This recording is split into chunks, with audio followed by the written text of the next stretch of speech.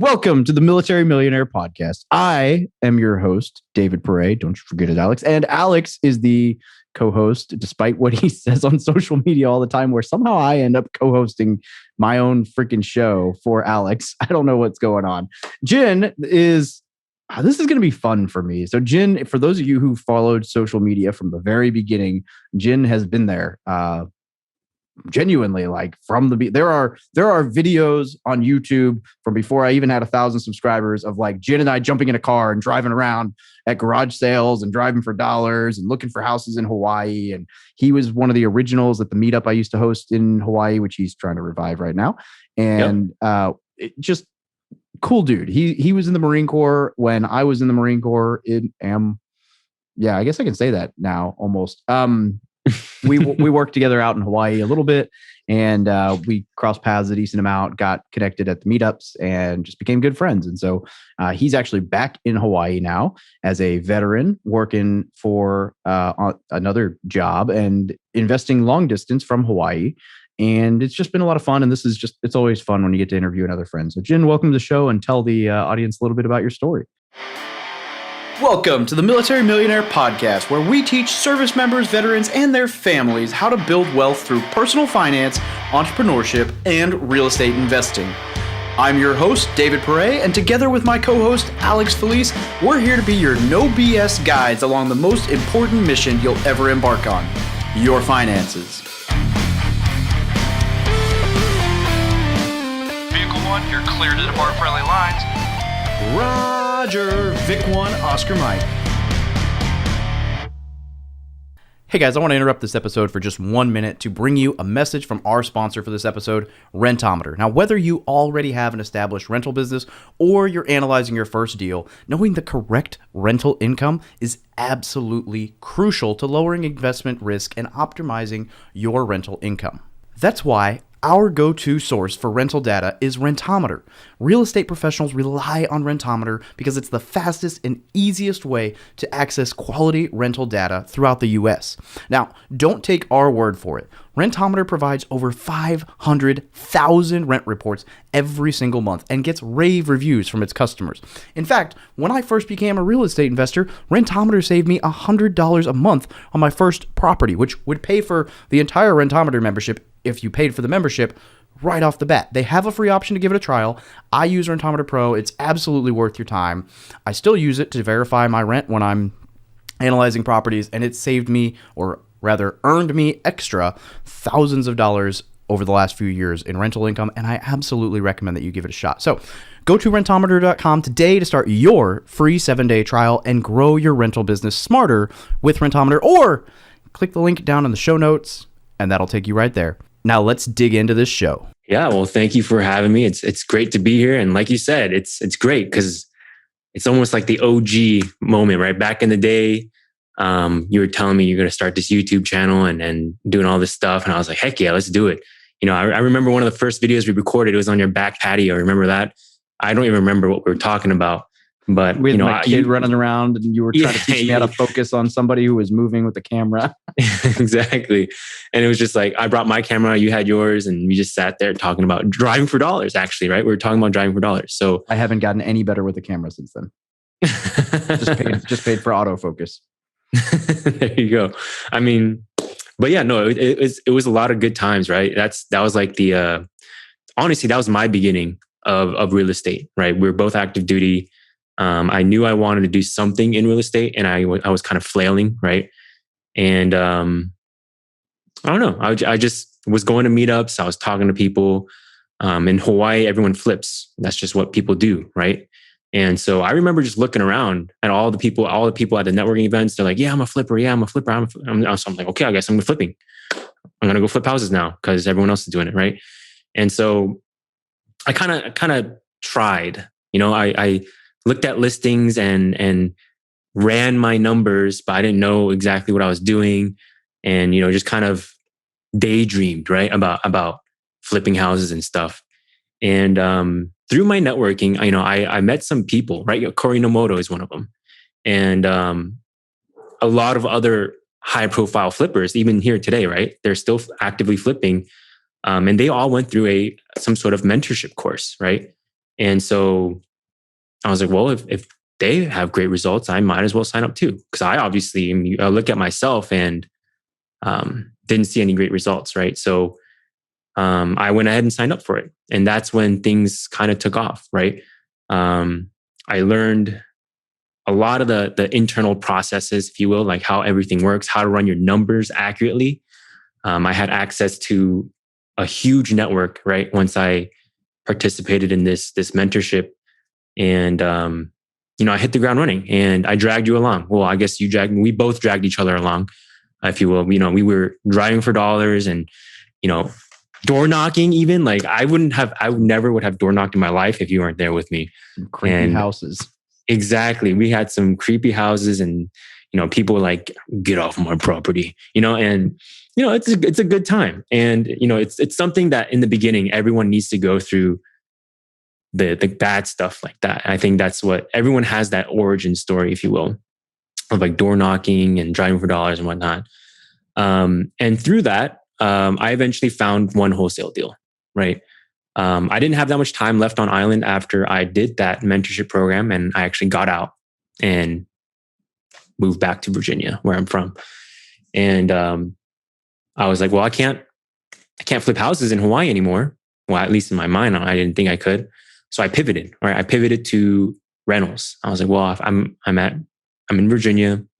I've got this W-2 job, right? And I'm going to go ahead and just try and do rentals. And so I kind of pivoted and went into maybe buying a turnkey or doing this, doing that, try to buy locally in Virginia and stuff like that.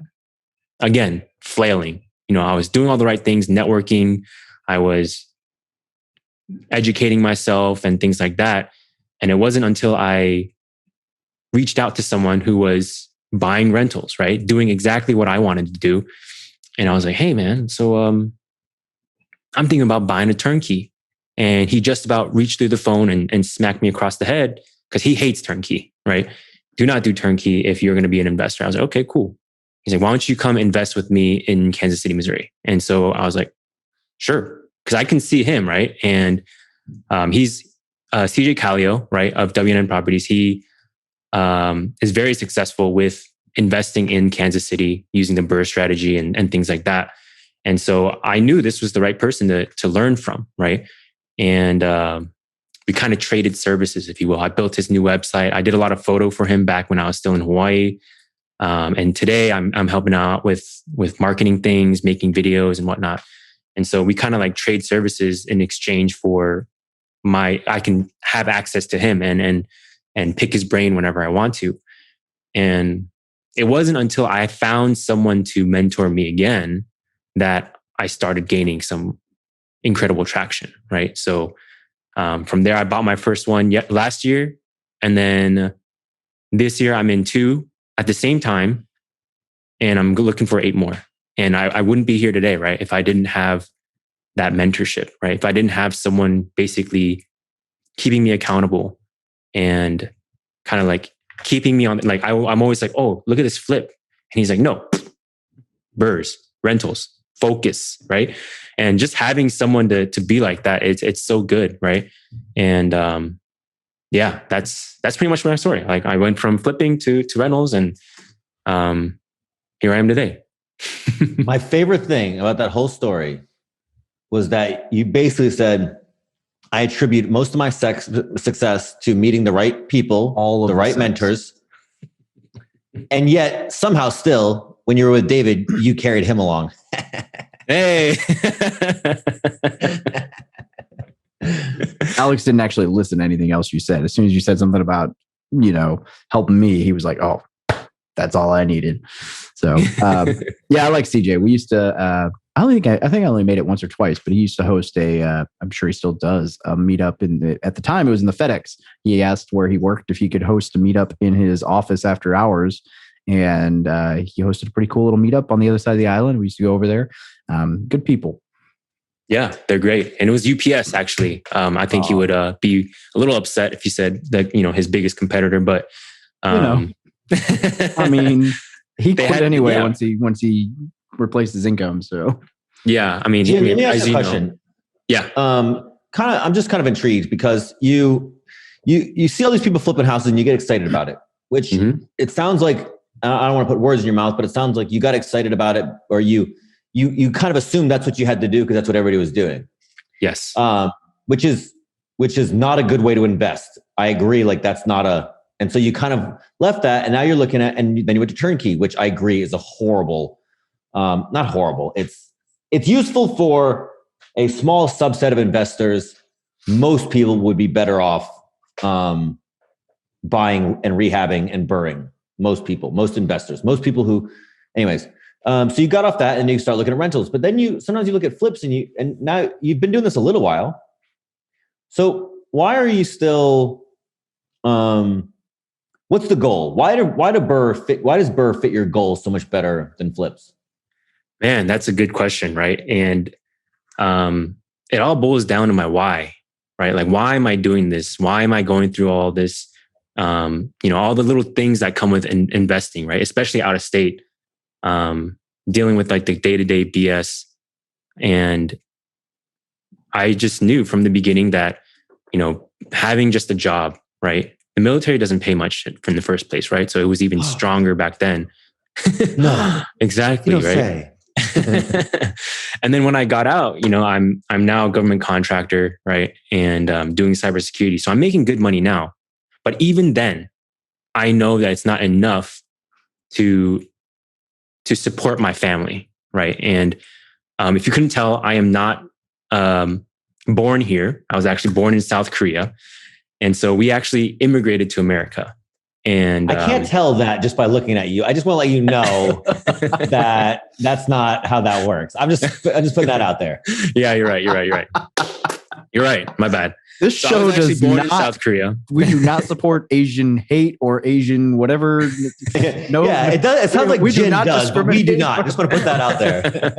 My bad. You're absolutely right. I just have to segue that Jin was actually a Chinese linguist in the Marine Corps, which I thought was hilarious when I realized he was from Korea, and the Marine Corps was like, Chinese. That's the language you should specialize in. I've told you the story, right? That's side note. Like, this is exactly how it happened. I had orders for Korean.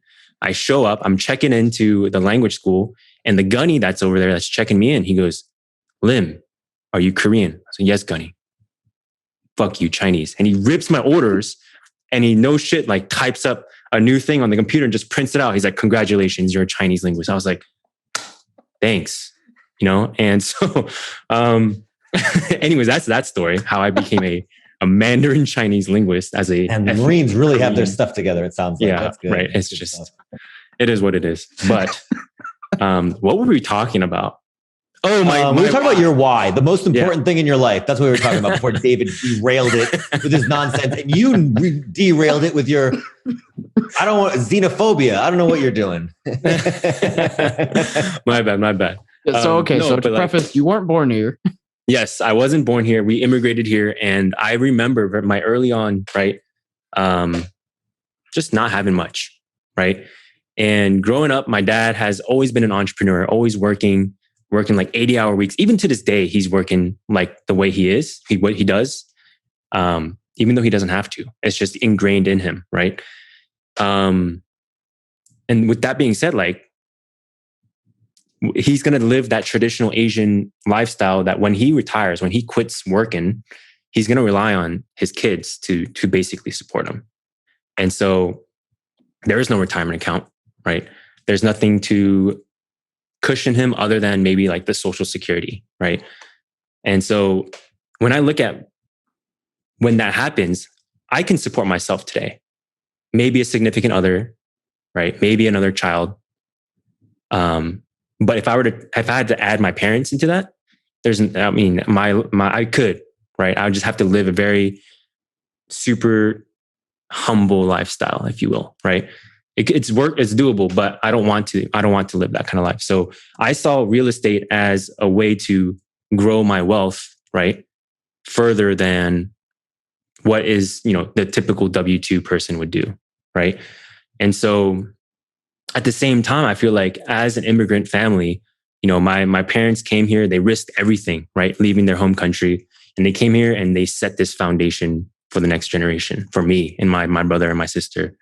And so for me, if I were just like live life and not do anything to further improve my life or my family's wealth, if you will, then I've just kind of wasted that foundation, right, that my parents had set. So this is also another thing that I look at. I'm like, hey, I need to build upon this. I need to do more than what a normal person would do and just go to work, retire, and then die, right? And so that's my why. I want to support my family, not just myself, my significant other, and my future generations, but I need to take care of my parents, right? And so my biggest why is that, taking care of family. And so I saw what people were doing in Hawaii, and it's glamorous, right? People are making over $100,000 per flip. And you're like, man, that's amazing. You know, people flipping 10 houses a year, making $1 million. And you're just like, man, I want to do that. Right. So naturally I was going towards that just because I was surrounded by it here in Hawaii. And then when I left Hawaii, I was no longer surrounded by flippers. I was surrounded by people who were doing buy and hold, people who were still flipping, people who were wholesaling. Right. And so from there, I just kind of like listened to what other people were doing. I knew what rentals and buy and hold was, right? And what it brings. But it wasn't till I was sitting in a meetup over in Virginia, listening to someone, how they went from buying their first house, moved, and then kept it, bought the next one, rented it out, bought the next one, rented it out, whatever, right? And they're now at this point where they can just chill for the rest of their lives. And it's generational at that point, right? Because we all know flipping is active. You need to do it in order to make money, whereas rental is passive. Once it's set, it's pretty much almost hands-free, right? So that's why I pivoted more towards rentals, because I saw like, okay, if I want to create generational wealth, then this is what I need to do, not flipping, right? And so to answer your question, Alex, I went from flipping to rentals based off my why. Like, I need to support my family. And how can I best do that? Is to build generational wealth through rentals. So here I am today. Dude, I love this story because I relate to it so much, not because I don't have any family, really, my parents, but what I find to be so interesting, if I could kind of take a pragmatic like overlay of what you said versus what a lot of people in the world do, which is, they live week to week, they live month to month. And you say it's for my family, but if I could take it from like maybe a different direction, because I think it's the same thing. It's like you looked at the world and said, well, if I just live month to month, if that month to month single point of failure stops, I'm screwed. I have to have something that buys me time and keeps residual income, and which are essentially the same thing. And so you looked at the future and said, what's going to happen if when my parents retire and I need to take care of them? I need to have that income. And I think at the core of it, this is most people's real deep down, real simple problem is that they're playing for next week instead of for 30 years. And so your why is like, I have to live for 30 years and I have to take care of my family in those 30 years. And other people, they have the same exact problem and they just go, but they just don't think about it. They only think about next week. And I don't mean to oversimplify. I'm just trying to show it from a different perspective, but I just love that because that's when everything clicked for me, is when everything in my life started working much better when I was like, I don't care about this weekend, or rather this month or the next paycheck. I just don't care. I don't even care about the next 6 months. I don't even think about it. I care about 10 years. I care about 30 years. And I only work towards those goals. Certainly I build them into 1 to 6 month, goal posts. And I'm sure you do the same thing. But when you have that 30-year goal, I assume this is why you're like, okay, I'm not going to get distracted by the short-term FOMO, the Bitcoin mania, the flipping mania. I'm not going to get distracted by these things because as lucrative as they might be, they don't help me develop the skills to solve the 30-year problem. No, you hit it right on the head. That was perfect. I think you've put yourself at a huge advantage too by acknowledging the cultural, I don't say ramifications, but the cultural fact that the way your family is, that you're going to end up supporting your parents, right? And I would challenge people listening right now to think about that, because people don't generally think about that if it's not a cultural thing. And the unfortunate reality is that a lot of people listening to the show may find themselves in a position where they're supporting parents. And that's something that is much better to think about when you're 25 or 30 than it is to think about when it happens. And I speak, I had an aunt who she's passed away, but she ended up in a home and she was like 40, right? And you don't see that coming, but my family, I watched my family have to take care of her and, pay for the home for the last like 5-6 years of her life as she was essentially in a vegetative state. And that was more of an unfortunate thing, but unfortunately, there are a lot of people in the US who, whether through cultural reasons or through poor planning, do not have any retirement. And so that's a really good thing that you've been able to kind of identify, like, hey, I'm going to be in a spot where I'm going to need to take care of these people. Let me plan for that vice just myself. And I think that puts you at a huge advantage, but I also would challenge people to think about that, because some of the people listening to the show may end up in that spot. And that's kind of a cool or a valuable goalpost to realize in advance. So Turnkey sucks. Tell us why. Oh man, where to begin? Turnkey. Okay, so first of all, I'm doing the BRRRR, right? So I'm sure we're all familiar with the BRRRR, but right off the bat, Turnkey, your ROI, your cash on cash return is going to suck, right? You're buying something at full market price. Someone has already priced in their profit, right? And they're selling it to you as a product. And for a lot of people, it works, right? Maybe someone is just making $1 million a year doing e-commerce, buying Dogecoin, whatever, and their time is more valuable focusing on that income generating activity, and they want to diversify, so they just go ahead and they just dump it into some sort of asset like a turnkey. Perfectly fine, right? For those people, but for me, I know I can do better, right? I'm not making $1 million doing something else. I'm just making, regular W-2 income. And if I have the time, might as well. Why don't I put in a little bit more effort to get a better deal, right? And so that's one reason. The ROI, right, on it just sucks. The second reason is that you don't know what they did, right?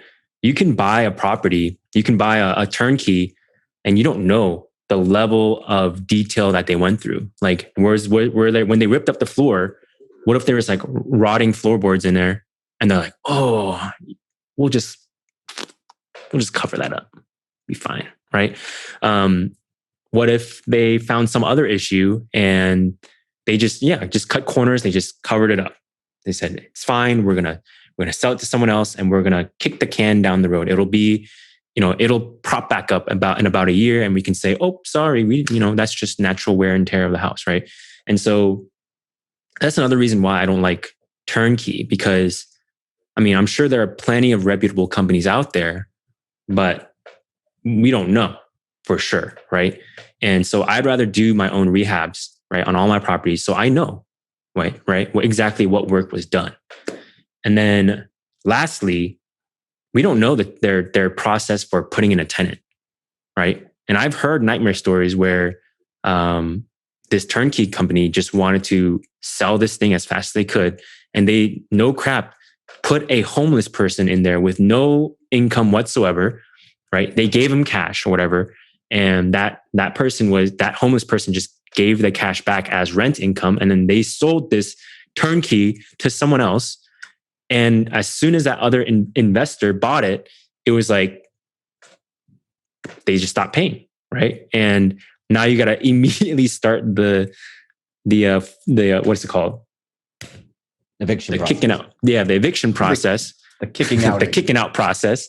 And it's just a nightmare. Imagine like you're a brand new investor. You're like, yeah, I heard about this real estate stuff. Looks like turnkey is the way I want to go. And then you buy something, and right off the bat, not even cash flowing, you got to go through an expensive eviction process. And then once you evict them, your property manager goes, oh, there's a weird rotting smell coming out from your floorboards, right? And you rip it up, and you're like, okay, now we got to spend another 10 grand to fix this. And so that's like the worst case scenario, right? It's not going to happen to everybody. Obviously, it's a very good business structure, if you will. It's working, right? There's a target market for it. There are plenty of reputable companies out there. But I've heard enough horror stories to know that, if I can do better, then I might as well take it upon myself. So yeah, Bro, that's why these are all unbelievably good reasons. And my top 3, those are the ones I was hoping you were going to say. There you go. Read your mind. I mean, I'm going to recap, right? You're buying, somebody else already bought the property at a discount, took the equity and sold it to you retail. You don't know their tenant placement. It's like you're buying turnkey, but you might not get turnkey. What if they go away? What if you get a turnkey operation and then you get a property manager? What if that property manager changes? Well, now you're back to square one, learning the system yourself, and you paid retail. And then what was the third one? What was the second one you listed? It was shoddy work. Yep. Shoddy work. Yeah, I don't worry so much about that one, but it's a very valid concern where it's like, I mean, if you're doing out of state and you get somebody else to do the work for you, you kind of have the same problem, but at least you have a little bit more quality control where you're like, you're going to get the inspection or you're going to get the appraisal. Right. And they're like, oh, hey, this is all messed up. And you're like, oh, okay, well, or I can fly out there and see the property, or at least I have the relationship with the guy. So if he's being shiesty, I can tell. With a house that you buy out of state, out of market, and you buy it turnkey, it's like, you really don't know. So I love all these, you don't get the equity. It's not really that turnkey, and you don't know the house that well. I love all of these. Great answers. And to my investor friends, right? It's like, if you want passive, there are better ways to invest in real estate for passivity. Buying turnkey is like the worst possible. It's not any more passive than doing a BRRRR, and you get no real benefits. What's up, guys? Hope you're enjoying the show. I wanted to stop for just a few seconds to talk once more about Rentometer. And no, they did not sponsor the second ad. This is a mid-roll ad. They sponsored the beginning of the show, but I believe in Rentometer enough that I wanted to just poke my head in here and reiterate that you guys should give it a shot. It's a 7-day free trial. This will absolutely save you money by helping you get greater rents on a property, or helping you avoid from trying to ask for too much in rent and sitting vacant forever, which can be almost as costly, if not worse.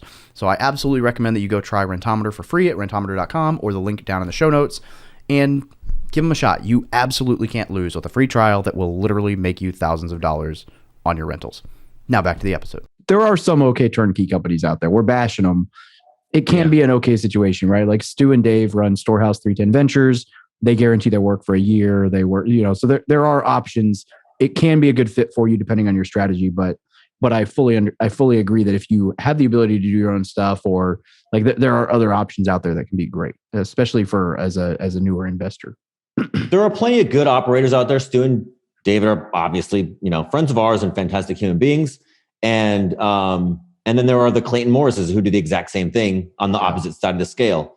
The point I think Jin is making is not that you shouldn't. I don't think the main point he's making is that you shouldn't trust the turnkey operators. It's that you inherently can't know. You don't have control. Yep. And so it's like, if you're going to give up control, if I'm going to give up control, I want a lot more passivity, a lot more. I'm going to be a LP in a multifamily deal. I'm going to buy a REIT, right? Or, take the extra, if you're going to go through all the work, take the extra responsibility and buy it at a discount, get the rehab done, and get, my BRRRRs I have now, well, since the market's gone up, I'm 50% equity in my portfolio. Now, if I had bought retail, I'd be at 75, 80% LTV now with the market going up. So, that's so much money just for you have one extra step. I bought a place out of state. I found the place. I hired a rehab company. Then I hired a property manager. The difference is you find a turnkey operator. You're still going to do the research on the property because you want to make sure you're going to do your due diligence. You still have to deal with the property manager from here on out. It's not that much more work, and it's a lot more money, and it's a lot more control. Mm-hmm. Yeah, absolutely. I feel the same way. So, but yeah, that was such a good point that you said, Alex. Like, if you wanted passivity, yep, that's what I said. Passiveness, right, in your investments. There are so many better options. That hits the nail on the head. Like, it's just, yeah, that's perfect. Like, if you want passive income, don't buy yourself a potential problem, right? Go into a REIT, go into a LLP, of some sort of syndication. Let them deal with all of that, and you truly just sit back and collect your checks. So, yeah, I really like that point. That was a new counterpoint that I really enjoyed. I'm going to use that from now on too. Now let me defend. I'm sorry, David. I'll let you talk in a moment. Let me defend. Let me defend Turnkey. You know who Turnkey is actually good for? It's somebody who wants to get into real estate investing and wants to try it for their first shot. Right? I don't know the market. I need to build a team. I need to learn this market. I need to learn the process.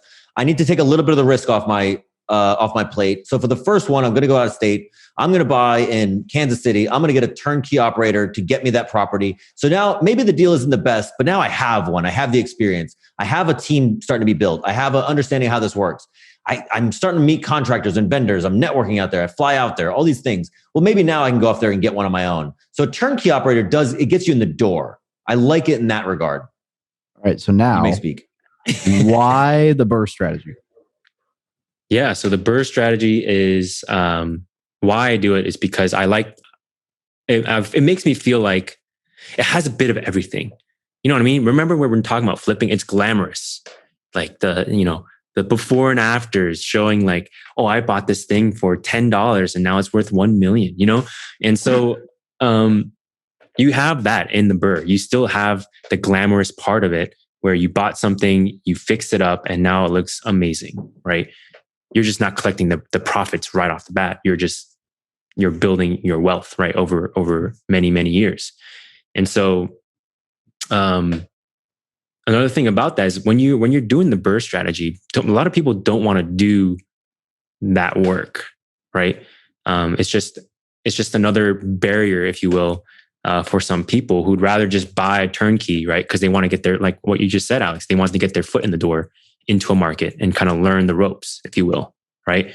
And so you're able to buy these properties, obviously, right? Because you're competing against other flippers and whatnot, but you're buying these properties and you're putting in the work to really get to capture a lot of the equity, right off the bat. And so that's one of the main reasons, right? I don't want to buy turnkey because it's just the ROI sucks, right? In my opinion. If I put in a little bit of legwork, then I can capture a lot of that equity and just have a stronger portfolio, right off the bat, rather than hoping for appreciation or just debt pay down by my tenants or something over 30 years. So that's my reasons why I'm doing BRRRR over turnkey. Does that answer your question? It does. And then how are you, obviously you're in Hawaii and these are in Kansas City. So talk to me a little bit about your team and kind of some of the processes and what you've had to be able to set up in order to start doing this from a long distance and also across an ocean and 4 hours behind and whatever else I can come up with. Yeah. I kind of just stumbled through it, right? But I think what I touched on earlier, right, was finding someone who was doing exactly what I wanted to do was key, right? Because it shortcut me through all of the potential pitfalls, all the mistakes I could have made along the way, right? And so when I linked up with CJ, he's been in that market for 6, 7, 8 years. I don't even know. He's been in the market for a while. And him and his wife, they're financially free, right? And he's doing exactly what I want to do, in that he's supporting his parents and supporting his kids. And now he's created this generational wealth that his kids can pass on to their kids, who can pass on to their kids, right? And so he literally has done what I want to do, which is why I turned to him and said, I want to do rentals, right? And so you basically leveraging him and his time, his experience, his network is what allowed me to really accelerate my own growth, if you will, right? And so dealing with like teams and stuff, I mean, yeah, I interviewed some realtors. Yeah, I talked to some general contractors. Yeah, I talked to some lenders and property managers and stuff like that. But there's nothing better to just be like, hey man, so who do you use for your general con? Oh, okay, cool. Who do you use for your property manager? Oh, they manage your entire portfolio? Great. Let me just use them, right? And so that handling that network part, right? The boots on the ground, if you will, I can just lean on my mentor, right? And just tap into their network. dealing with like the other stuff, right? The time zone differences and stuff like that. It is what it is, right? I had to wake up at the butt crack of dawn one morning for closing to make sure that my wire went through and that they had all the paperwork, right? I had to, no crap, like sign papers with blue ink and then have it notarized, put it into a freaking UPS envelope like 2 days before, because there's no 1 day shipping out of Hawaii, by the way. So you have to put it in the envelope. And then like I would call them first thing in the morning, like, did you get the package? Yes, we got the package. Okay, did you get the wire? Yes. I was like, are we closing today? Yes. I'm like, okay, cool. I'm going back to sleep now. But like, that's just, you're just going to have to do that. There's no way around it. Right. So yeah, I mean, like investing out of state, it is a mental thing, right? Some people want to see it. They want to touch it. They want to lick it, whatever. But for me, I guess, I mean, David Green has a very good point in his book, right? In his out of state investing. And that's, if you were to walk through a property, would you be able to point out all the issues with that property better than a property inspector? Probably not. Would you be able to calculate the rehab amount better than a general contractor? Probably not, right? So why do you have to go look at it? Why not send the professionals to go and do it? Because they're going to do it right. And they're going to do it faster, more efficiently, more accurately, right? They're just going to do it way better than the way you can. There's no reason for me to go to that state to go even look at my properties. And I don't honestly don't even plan on going to Kansas City unless I'm doing like a much bigger commercial deal. Then yeah, maybe I'll go. But for right now, my single family rentals, I don't plan on ever checking them out. So dealing with out of state stuff, it's fine, right? I got my boots on the ground thanks to my mentors network that I kind of slipped myself into, and everything else is handled, right? And so, yeah. Does that answer your question? Reed? So I used to say for out of state, because I kind of grew my portfolio out of state before I moved back here, and people would say, well, what are you going to do if the tenants don't pay? And I'm like, well, if the tenants don't pay, it's not like I can drive. If I live there, it's not like I can drive down there and shake them down. I'm not going to knock on the door and choke them till they pay me. Right? It's like, I got to send the sheriff. I got to go to court anyways. So my property manager is going to do that. And it's going to cost me, I know, I got the muscles, right? Yeah. They're going to be terrified of me in my pink shirt. So my property manager is going to do this, and he's going to do it for $150. And then I don't have to think about it. And it doesn't happen that often anyways. But yeah, I love that, right? It's like, what difference is it going to make if you're going to be there? You're not going to do anything different. You're going to hire somebody, just hire them from afar. And then to your next point about multifamily, I bought my 24 unit long distance. I bought that. Now I flew to touch it because I was not going to raise the money and ask people for money without. Did you lick it? Haven't seen the property. Go ahead, David. Did you lick it? No, I have not yet licked any of my properties. Apparently Jin thinks that's what we do. Yeah. Well, You guys didn't read the book? It's in the book. It's in the book. Lick all of your properties. That's rule number 3. Yeah, I love that. Yeah. I mean, if you got a multifamily property, you need a really unbelievably good, reliable team, but you can still do that long distance. I had that property 19. It wasn't till over a year later that I moved,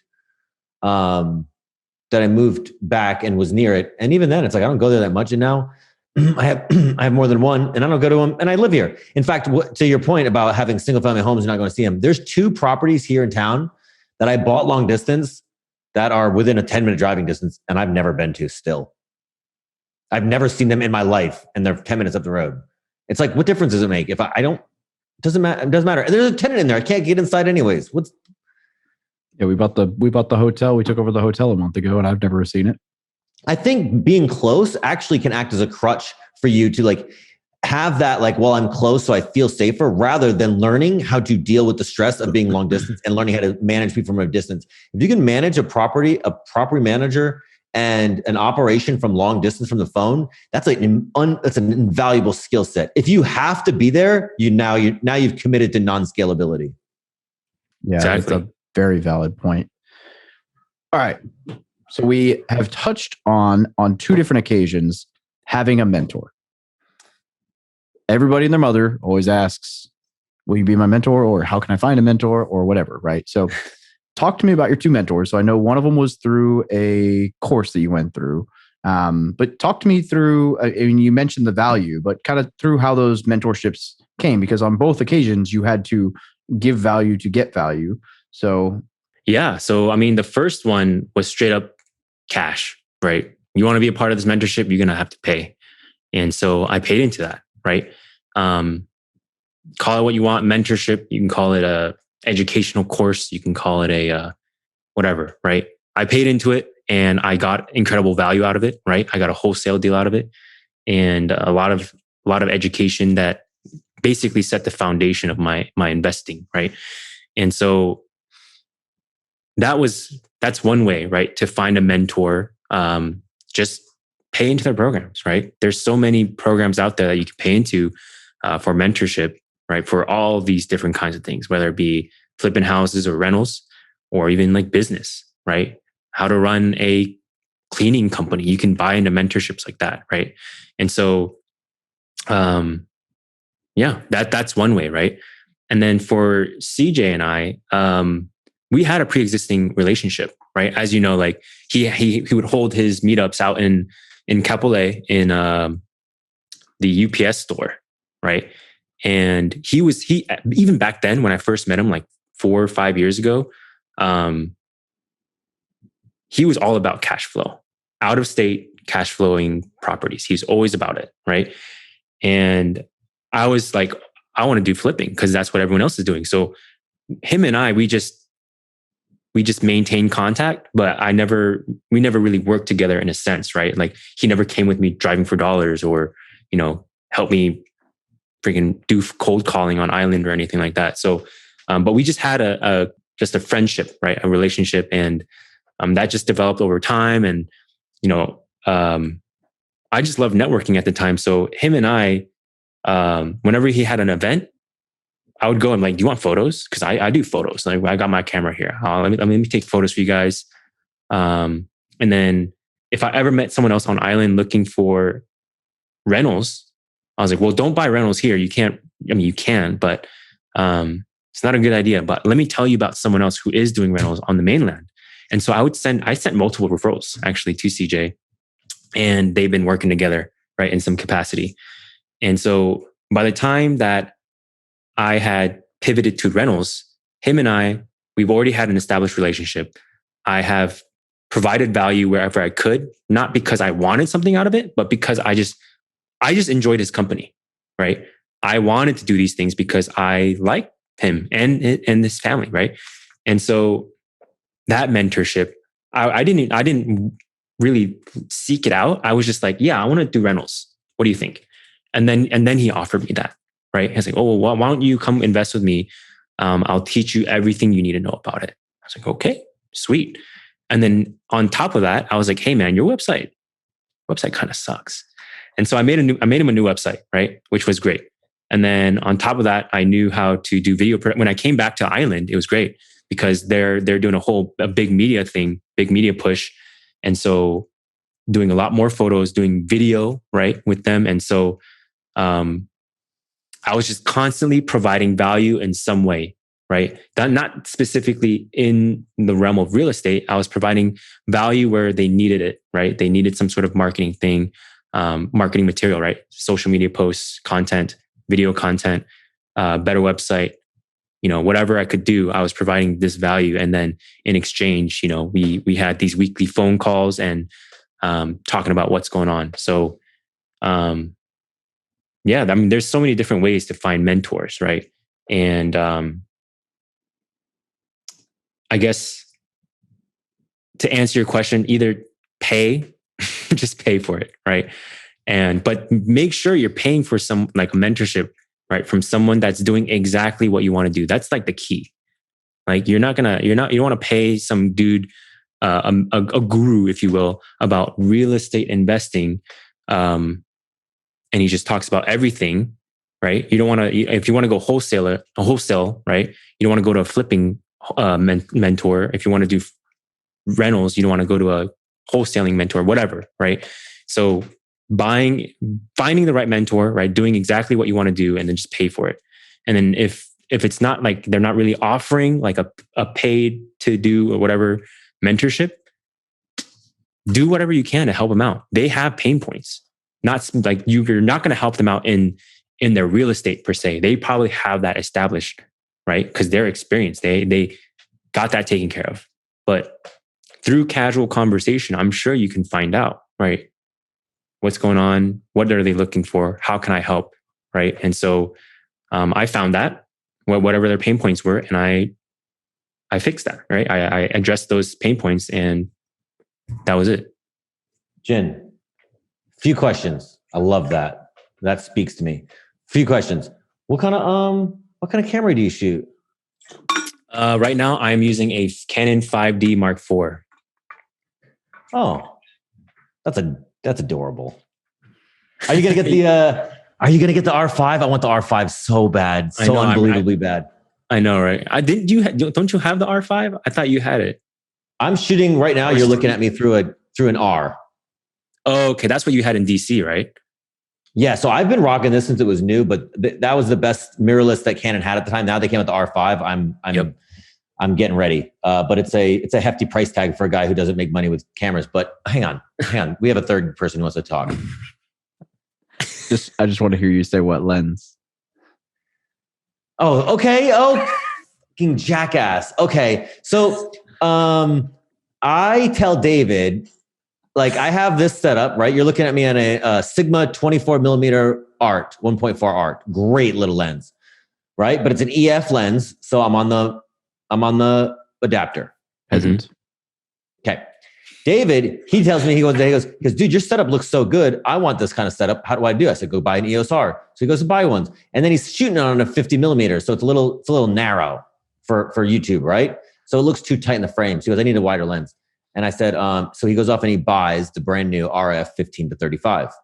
I haven't shot it yet, but oh my God, I want it so bad. So one of us is a fairly somewhat professional photographer, videographer with a bunch of experience and knows how to use the camera.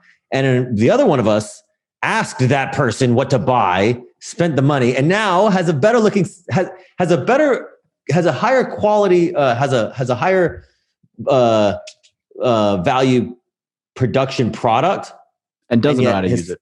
And doesn't know how to use nothing. Yeah, right. So, hey, autofocus, baby, the best autofocus on the market. Yeah. He's just like pointing at me. Yeah. Yeah. If any camera would look better if you weren't in the frame. But Jin, no, I love this. All right. So like I talk about this all the time. Like networking is I don't like to actually say that it's a trade of value. I like to say that people like to invest in other good investments. So if you can be a good investment for somebody, they'll take the time on you, right? Whether that means, hey, look, I'll give it to somebody. I'll take somebody out to I'll take a younger person out to coffee and teach them if I think that person, is a worthwhile investment in my time. They don't always have to trade value, but trading value is a really easy way to get in. Now you say, well, somebody goes, well, I don't know anything about real estate. What can I teach them? And you made a great point where it's like, look, life is not one dimensional. If your life is one dimensional, right, you need to expand. If you're like, I only have real estate and that's it. It's like, well, then you better be really good at it. But odds are you have other talents and you just don't know how to leverage them yet, maybe. So I have this camera, you have the camera. And I think you probably found what I did, which is like, it turns into a superpower because entrepreneurs are ego maniacs. And so it's like, take a couple of good pictures of them and they're like, oh, hang out all you want. I'll teach you whatever you want. 2, this internet fad, I don't know if you noticed, is not going away, right? We're all 3 of us sitting here on expensive camera gear, on a podcast, doing video as well with fancy lenses. And people they want content, they want pictures, they want video, they want high production quality, they want unique creativity. And what I've found is that business people aren't always that creative on average, right? It's like you kind of good. Like I'm actually below average at business and a little bit above average on creativity. But because my social circle is all business people and most of them have no creativity, it becomes a superpower for me. I'm just trying to reiterate what you're saying. It's like, dude, find your superpower that's not related to real estate, that isn't real estate, and bring it into the real estate world. I love that Alex just admitted on a recording that he's not good at business. I said I'm below average. I mean, you're not good. That's how I know I'm pretty good compared to you. And I'm like, okay, I'm not bad. I know where the floor is on this thing. So I'm somewhere in the middle. Yeah, that's me. Not creative, not a business guy. Just here. David, you're unbelievable at marketing. Oh, I wasn't. I wasn't fishing. But I appreciate it. And that's a skill. And that's a skill set I don't have. So again, to Jin's point, like everybody has different skill sets. It's really important to find those and then leverage them to the things that you don't have. Because the other person, I'm terrible at marketing. If I could link up with David I could produce the content and David could disseminate it, we'd be a force to be reckoned with. But the same goes for whether it's like, hey, look, maybe you're really good at organization and Excel. Maybe you're good at and numbers and finance and underwriting. Maybe you're good at photography, videography, content, content production. Maybe you're good at writing. Maybe you're good at operations and systems. Like everybody has different skill sets. So whatever that might be, find the person who needs that and fill that, create that symbiosis. Like you can teach me real estate, but I can teach you this. Mm-hmm. Absolutely. And sometimes like there's something about media, like you said, entrepreneurs, they want to be in the spotlight, right? And if you have that skill, they'll bring you on, right? So a perfect example of that, actually, David, you sent me a post by Brandon Turner. He was looking for someone to just edit videos, right? And I was like, whoa, that'd be great to have to basically live in Brandon Turner's spare unit and just edit video for him, and then just have unlimited access, right? That would be so like that incredible value, right? For anyone looking to invest. And so, right, if you have that superpower, first of all, I suck at editing videos. I hire someone else to edit my videos. So I did not do it. And so if you had that superpower, imagine that. It's like nothing to do with real estate, but you could have had a mentorship, right? Some sort of the unlimited access to Brandon Turner of all people. So yeah, find that superpower, whatever it is. And make sure that that's something that they want, right? And I think this whole media stuff is something that a lot of people are looking for. So, yeah. And the other thing I'll add to that is like I'm getting to be a pretty good photographer. Not great, but I'm pretty good compared to photographers. Compared to non-photographers, I'm a magician. I'm amazing, right? But I guess my point is, it's like I don't feel like I'm that good. So people, to your point, right? Like people like, oh, I don't have any superpowers. It's like, no, you're probably really good at something and you don't recognize it because it's easy for you because it's your superpower. Somebody else is like, oh my God, I couldn't do that to save my life, right? I'll sit there and like I have this little YouTube setup and this fancy thing, and I'm like, yeah, it's because color and depth and the way I structure the light and all these things, and it's like it's not just camera equipment. It's like a whole thing that I see and how it's designed with the shadows. And, David has better equipment than me and he can't put it together because he doesn't see it that way. I'm not really busting David's chops on this one. I just mean like most people, right? You have a YouTube setup, but it's like, I don't know how to control the light or create a composition. And so, you have to, your superpower might be something you don't think you're actually that good at, but you don't realize that everybody else is 10 times worse. And so, ask your friends, like, what do you think I'm good at that I don't think I'm good at? What do you think I'm good at? When you think of me, what do you think I'm good at that is a talent that maybe I'm underappreciating? If they're a real friend, they'll tell you. But that's another superpower of mine that I'll tell you everything you're bad at and everything. And then what's left is your strengths. That's valid. I can attest to that. But I mean, the bottom line is, right? Like it's gotta be, it's like anything and everything in life.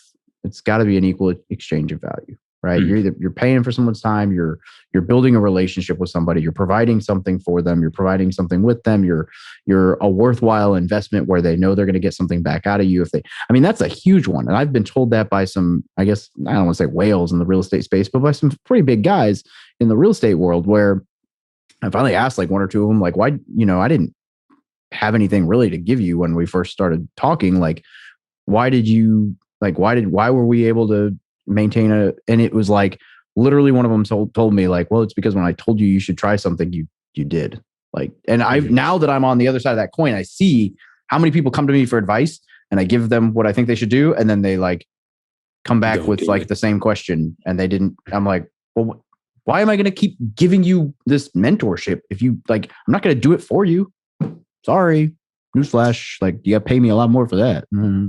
Yeah, exactly. And that's another good point too, right? People are, they're always, like you said, people who come to you, oh, can you be my mentor? Right. You got to also realize that if you're on that side, like where you're looking for mentorship, you got to be a good mentee, right? You can't just be fishing for free advice and just trying to take, and then not provide value back, right? And at the same time, if they've given you a smidget of information or something, right, and you do nothing with it, they don't want to work with you. Let's be real, right? So, just goes to show, like, they don't want to work with anybody. They want to work with other people that they know they're going to be confident that they're the worthwhile investment. Like, yeah, I gave him this little piece of information and he took it and ran with it. And, it's like, okay, that's impressive, right? And so I have another perfect example of that, right? So this guy named Alex Camacho, you guys familiar with him? So he has someone on his team, right, was basically begging Alex to be part of his team, right? And all he said was like, okay, here's a little thing to my Deal Machine app. If you can give me like 20 properties in 2 weeks, then we'll talk. And this guy went out and did like 100 and something in like a week. And that caught his attention, right? Like, imagine you're trying to get mentorship or trying to get access to someone that is really successful, and they give you a little bit of advice, like, hey, you go do this, and you don't do it, they're not going to work with you. They don't want to work with you. But if you do the exact opposite, right? Like just what you said, David, like they told you to do something and you did it, that is already way above and beyond what everyone else is whenever, they come to them, right? People coming to them asking for advice and then they don't do anything with it. Yeah, so don't be so naive to think that you're the only person asking them for advice if they're exactly successful enough that you're looking for it. Right. So you guys stand also, I do that all the time. I put small barriers of entry to people on purpose just to see small ones. And I can't think of any good examples right now, but and I know David does it too. So the people who are like, I need a mentor, it's like, go ask somebody for something. And when they tell you to go do something, recognize that it might be a test, right? Mm-hmm. So what I'll say is something like, sometimes they're like, go read this book and then get back to me. And then they go away. And it's like, bro, if you're not willing to give up read a book, I'm not willing to take my time on you. The thing is, nobody's going to care about your success more than you. Mm-hmm. So whatever you're not willing to do, the next person is willing to do even less. Yeah, one of mine is like, a lot of my content was written around questions I get all the time. So like, for prime example today, somebody was like, I get this all the time, but like, hey, I got some questions. I love your content, blah, blah, blah. I got some questions about the VA loan. I'd love to pick your brain, or I'd love to jump on a call, or I'd love to whatever. And a lot of those are very fruitful, but a lot of those are very like, come on, man. Like, these are the questions you got. Like, you could have found this anywhere. So now what I'll do is I'll drop the link for my first, like my main VA loan post. And I'll say, great. Hey, take a look at this, read through this. And then when you're done, whatever questions you have left, shoot them over.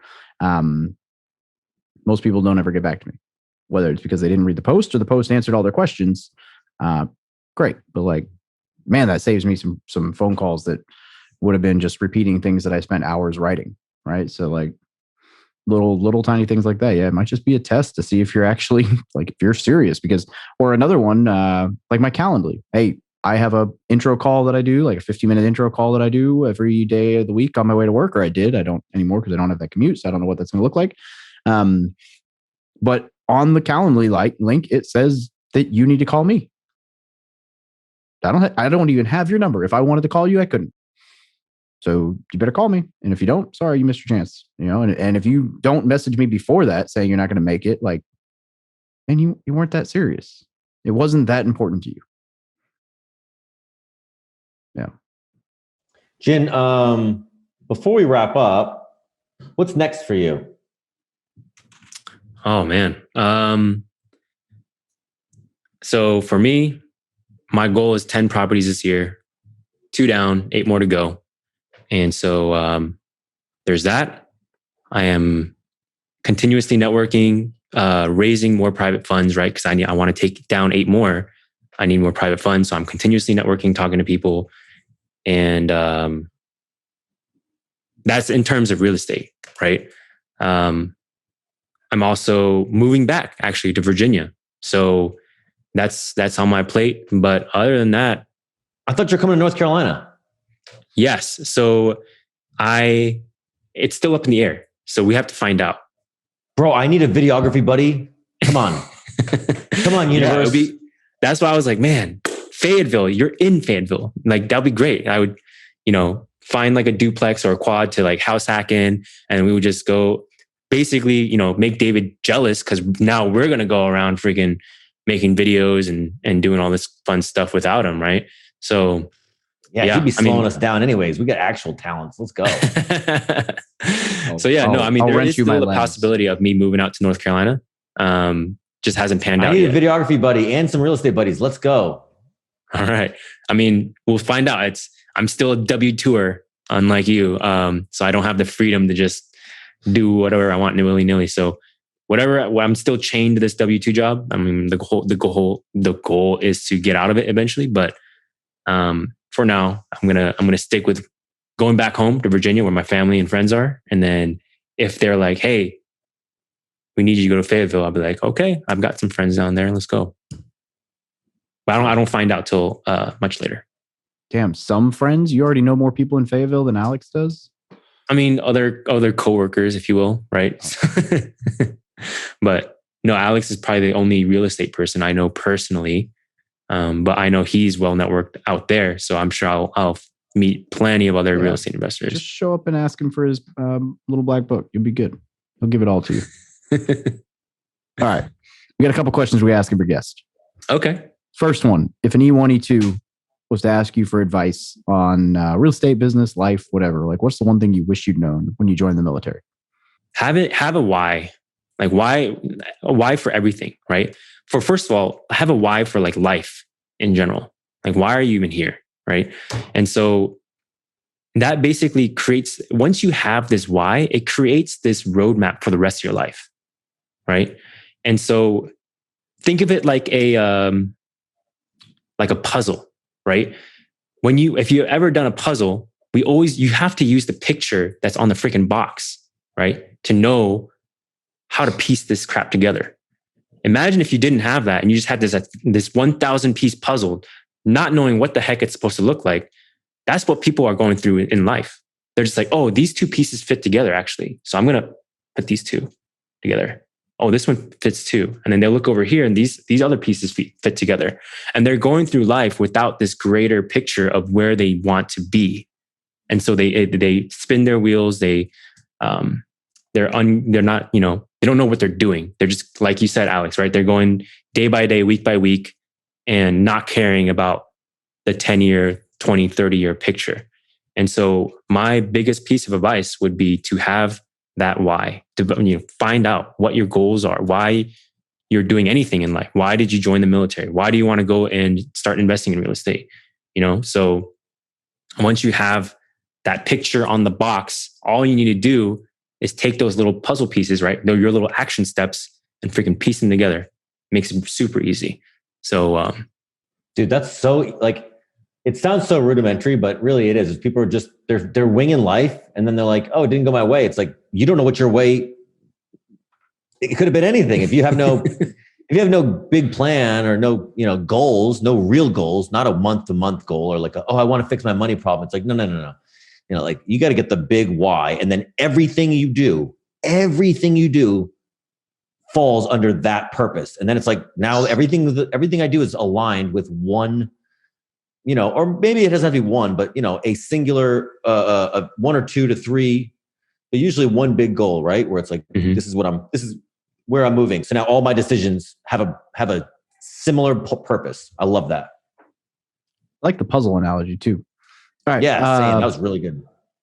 Resource. What's one good resource? Course, website, book, whatever that you would recommend to anyone getting into real estate investment? Oh man. This is like beginners, right? And I would just tell them to go to Bigger Pockets. That's where I started, right? Right before I got on Ship on the 31st Mew, I downloaded all the free ebooks that they had, right? As long as you signed up for an account, got like 3 free ebooks. And then I was like, well, this is not enough. So I went ahead and bought a couple more ebooks, right? For me to read on Ship. And that's what really sparked my interest in real estate. That's how I found out all the different ways you can go through real estate. There's flipping, buy and hold, wholesaling, notes, whatever, right? Get your basic foundation and then figure out from there where you want to go, and then just pick one and go with it. So, if the best resource, I think, in my opinion, is Bigger Pockets, right? They have good content. The books are good, and that'll give you your foundational knowledge, right, of real estate investing as a whole. Then from there, you can pick and choose what strategy you want to take, and then find that mentor that's doing exactly what you want to do in that same exact market, whatever, like really hone in on finding that mentor and then focus on that. So, yeah. I like it. Where can people get a hold of you, brother? Instagram. Honestly, I don't really use anything else. I do Facebook just because, our mastermind is on there. A lot of investor related groups on Facebook. So that's the only reason I still have a Facebook account. But Instagram is what I use the most. I'll post there all the time, right? Stories, new posts, whatever. So follow me at Jin Lym _. Why there's an underscore is because some jerk took Jin Lym. So I had to add an underscore. So yeah. All right. And then I have one other question that I don't ask on every show, but I meant to ask earlier on in this show. So you got 10 seconds, super short, super brief answer, fire round, whatever. How in the world do you know what a property is going to rent for from across the ocean? Oh man, you got to use tools online. I use a tool called Rentometer. I'm sure everyone has heard of it. It's just the tool to use, right, for finding rent comps. So Rentometer, it's super cheap, $99 a year. If you're going to do multiple rentals, right, it's totally worth it. If you're going to do one, find someone who has an account, pull your rental comps. But if you're going to do multiple, be a serious investor, then get that pro account and you get some real good data in terms of finding what that property is going to rent for. So, and obviously that was the show sponsor, Rentometer, for the entire month. And Alex and I have, although we have the sponsor slots, we've meant to work that conversation into this episode, and I completely forgot about it. So here we are. Alex has no words. Look at that. He's speechless, everybody. Sometimes I feel bad for, busting on you so bad on your own show. And then you say things and I feel validated. You didn't bring it up either. Rentometer rocks. I love Rentometer. It helped me out a ton when I was long distance. I use it all the time. I love Rentometer. Yeah, same. Absolutely. So, Jin, always a pleasure catching up, brother. And when you make it back to Virginia, when you decide to go visit your properties in KC, hit me up. So, we'll hang out. We'll make Alex jealous too. So, yeah. Hey, come to Fayetteville. Yeah, we should all go. Yeah, just you. David's not invited. David, I'm reviving your meetup tomorrow, so I'll be sending you a photo. Making you jealous, right? And the OG spot at Kailua Beach Park. Hey, you told me if I let you publish it in my Facebook group, you were going to Photoshop me into that photo. That's right. I'm just going to make you huge. You're just going to be the entire background. Perfect. All right. It's been a good one. Thank you very much for joining us, brother. Yeah, no problem. Thanks for having me. Thank you for listening to another episode about my journey from military to millionaire. If you liked it, be sure to visit FromMilitaryToMillionaire.com/podcast to subscribe to future podcasts. While you're there, we'd love for you to rate the show, give us a review on iTunes. Now get out there and take action.